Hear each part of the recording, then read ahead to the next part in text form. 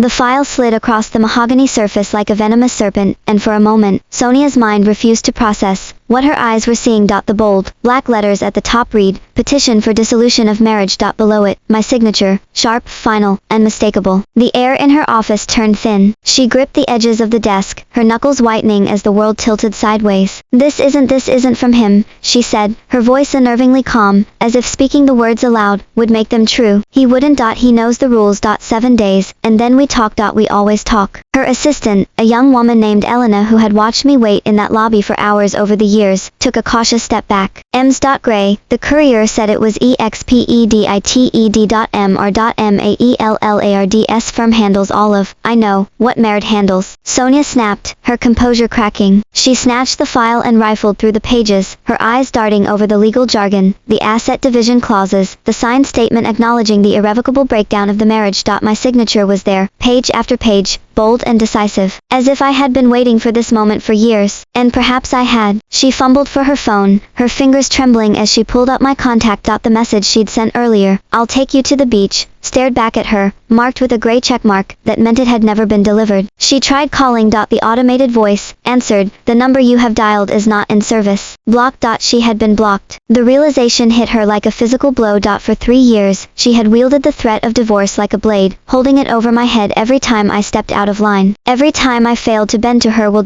She had convinced herself that I would never actually leave, that my love was a permanent fixture, a lighthouse she could ignore until the storms passed. She had been so certain of her control, that she never saw the walls crumbling around her. "Sonia," Elena's voice was tentative. "Should I call Mr. Shaw? He's been asking about the meeting this afternoon." "Get out," Sonia whispered. "Excuse me." "Get out," she screamed, hurling a crystal paperweight at the door. It shattered inches from Elena's head, and the assistant fled, slamming the door behind her. Sonia collapsed into her chair, the divorce papers spilling across her desk, like autumn leaves. She pressed her palms against her eyes, and for the first time in years, she allowed herself to feel the full weight of what she had done. She drove home in a daze, her hands gripping the steering wheel so hard the leather groaned beneath her fingers. The city blurred past her, the skyscrapers she had built, the streets she had conquered, the empire that had cost her everything that mattered. She thought about the first time she met Quincy, at a charity gala, where he'd been volunteering. He had spilled red wine on her white dress, and instead of apologizing profusely like everyone else, he had laughed, a warm, unguarded laugh, and said, "Well, at least now it's memorable." She had fallen in love with that laugh. She had fallen in love with his kindness, his patience, the way he looked at her like she was the only woman in the world.